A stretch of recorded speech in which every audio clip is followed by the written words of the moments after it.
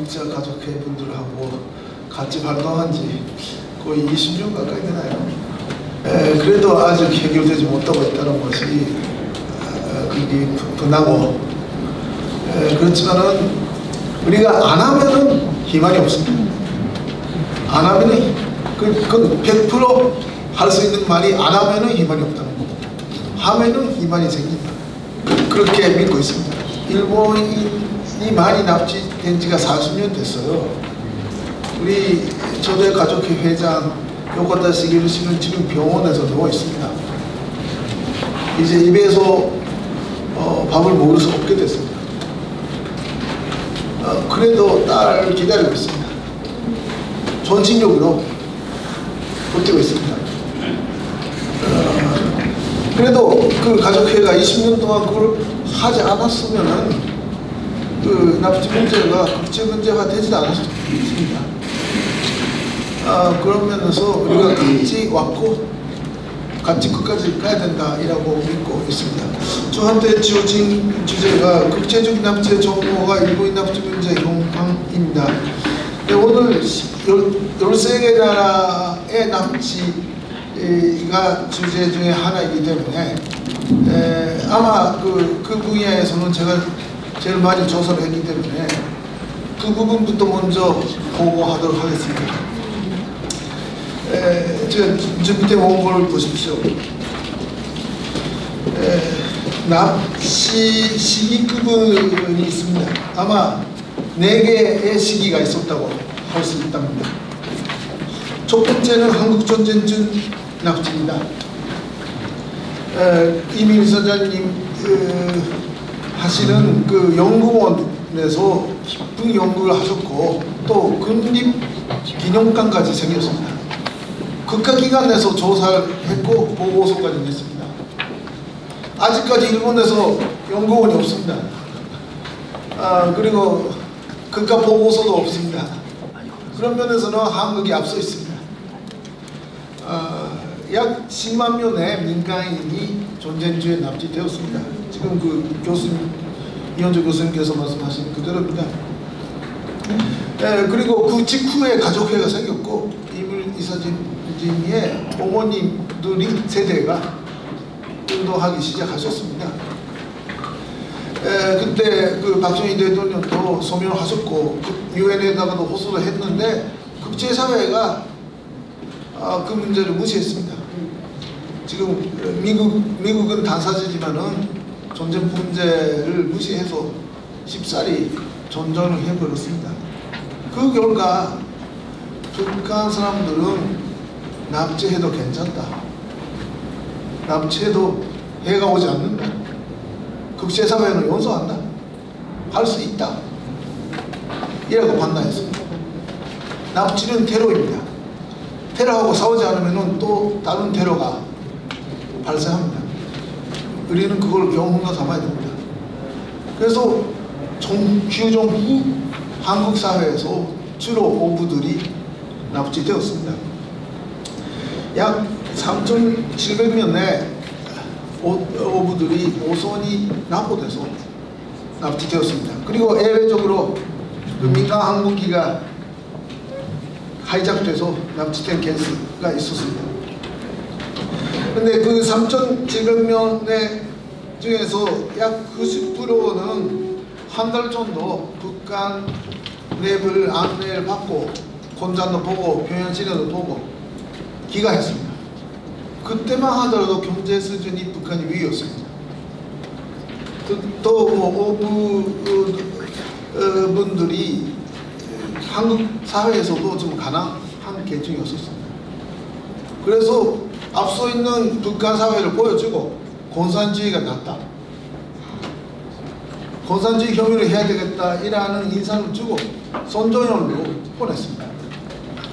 근데 약 900명 정도는 그냥 원류했습니다. 그 중에서 몇 사람은 간첩을 쓰려고 간첩 훈련까지 시켰습니다.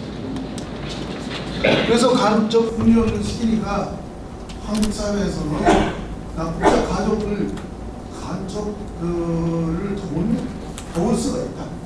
이라고 해서 가족 연좌제까지 적용돼서 그 본인뿐만 아니라 가족도 인권 침해를 받았다라는 것이 사실이죠.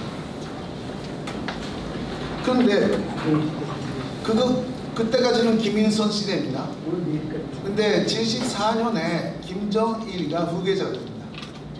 후계자가 된 다음에 김정일이가 인민군 전부 다 장악한 다음에 권장기관을 장악했습니다. 권장기관에 조직이 지도하고 요원들을 보내서 과거의 대남 권작에 대해서 사후 비방을 시킵니다. 그 결과 과거의 대남 권작의 성과는 제로다. 아무것도 없다. 새롭게 해야 된다. 이제는 김정일이가 직접 지도한다. 이라고 해서 고작 감투를 비방했습니다. 그리고 나서 76년도에 김정일이가 새로운 권작 방침을 내렸어요. 그 중에 하나가 핵심 간부를 권작원으로 해야 된다. 이라는 것이었습니다. 여태까지는 남쪽하고 연고가 있는 사람을 권작원으로 쓴다. 그래서 실패했다. 오부의 케이스도 그런 케이스입니다. 그래서 그리고 또 전쟁중 납치된 분들 중에서도 몇 사람은 또 권작원으로 수임을 받았던 분들 계십니다. 근데 그런 걸 쓰지 말아라. 북한에서의 엘리트를 선발해서 장기간 교육을 시켜야 된다. 대학을 만들었습니다. 김정일 전체군사대학이라는 권작원 대학을 만들어서 처음에는 4년제, 나중에는 6년제 교육을 했습니다. 그 권작원의 교육 과목 중에 하나가 현지화였습니다. 현지화. 그러니까 일본에 돌아가면은 일본인으로 위장해야 된다. 중국에 가면은 중국인으로 위장해야 된다.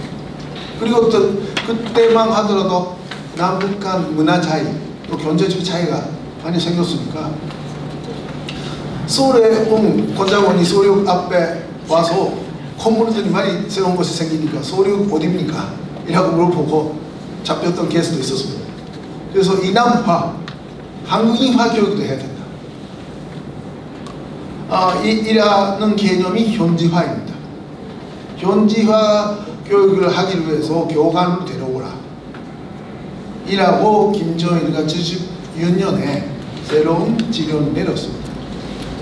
그래서 그 다음 해 77년, 78년에 세계 각지에서 납치가 있었습니다. 일본에서도 일본 정부가 지금 17명을 납치 피해자로 인정하고 있는데 그 중에서 13명은 77년, 78년에 납치되었습니다. 그 김용희 씨, 가르키 북과폰의 일본인화 교육의 교관 타구지아이고 씨도 그때 납치되었습니다. 바로 그게 현지화 교육의 대표적인 케이스입니다. 요코다 메기미 씨, 13살 때 납치됐던 요코다 메기미 씨도 김용희 씨의 동료 권작원 김스키 씨의 일본인화 교관을 했습니다. 그리고 그 마카오에서 납치된 미스 콩이라는 분이 있는데 그 여자분도는 김효희의 중국어 교관이었습니다. 김효희는 일본인화 교육하고 중국인화 교육 양쪽을 받았어요. 그리고 레바논에서 납치된 사람들이 거기서 훈련을 받았을 때 프랑스 사람을 봤다, 이탈리아 사람을 봤다, 그리고 네덜란드 사람을 봤다 등등 지원을 하고 있고, 또 한국협회의 재은희 씨도 거기서 외국인을 많이 봤다 이라고 하고 있어서 그런 걸 종합하면은 그 70년대 후반에 세계 한국, 일본을 포함해서 12개 나라에서 납치가 있었습니다. 그 요코다 메기미 씨의 전 남편 김연남 씨도 78년에 한국 해변관에서 캠프를 가다가 납치되었죠. 그 사람도 한국인화 교관이었어요.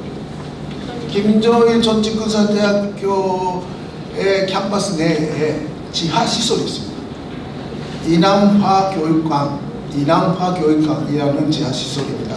거기는 서울 고리가 그대로 복원되어 있습니다. 그 가라오케 집이 3개 있답니다. 그래서 그게 제 친구 중에 한 사람이 곤자곤 출신 탈북자가 있는데 그 사람이 일본에 와서 일본 가라오케 집에서 한국 노래를 잘 불러요. 그래서 한국에 오고 나서 많이 놀았나 했더니 그게 아니라 김정일 전쟁근사대학교에서 진급시험에 한국 노래를 10곡 이상 외우고 불러야지 올라갈 수 있었답니다. 그만큼 그 사람은 북한 사투리가 없어요. 완전히 서울만 쓰고, 또 자동차 운전하면 서울 그 뒷골목도 알아요. 그 정도로 진밀하게 한국 인화 교육을 시킵니다.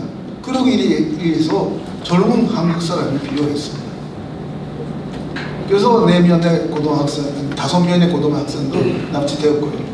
그러니까 현지화 교관을 위한 납치가 70년대 후반부터 80년대 초에 있었습니다. 그게 3번째 시기고, 4번째 시기는 90년대 후반부터 현재까지입니다. 90년대 후반부터 아시다시피 북한이 기아 상태가 되죠. 약 300만 명이 아사합니다. 그 이유는 단순합니다. 배급을 안 줬기 때문입니다. 핵 개발에는 돈을 쓰되 이민들 생활을 보장하지 않았었습니다. 그래서 당에 증손심이 있는 사람부터 먼저 죽었습니다. 지금도 기본적으로 배급을 안 주고 있는데 사람이 죽지 않는 거는 다들 장사를 해서 먹고 있으니까요. 이제는 당에서 생활 보장을 안 해준다. 생활은 자기가 알아서 해야 된다. 이라는 사회가 되어버렸기 때문이지만은, 그래서 그때 탈북자가 많이 나왔을 때 그 탈북자를 돕고 있었던 외국인이 납치되었습니다. 한국인 선교사도 납치되었습니다. 2004년도에는 미국인 유학생이 탈북자를 돕고 있었다라는 아마 유학을 받고 납치됐을 가능성이 있습니다. 그래서 13개 나라가 됩니다. 그런 나라 중에서 일본 정부가 지금 적극적으로 납치 문제 해결을 위해서 노력을 하고 있습니다. 일본 정부의 전략은 이겁니다. 납치를 이유로 해서 제재를 한다. 그리고 납치가 해결되지 않는 한 지원을 안 한다. 이겁니다.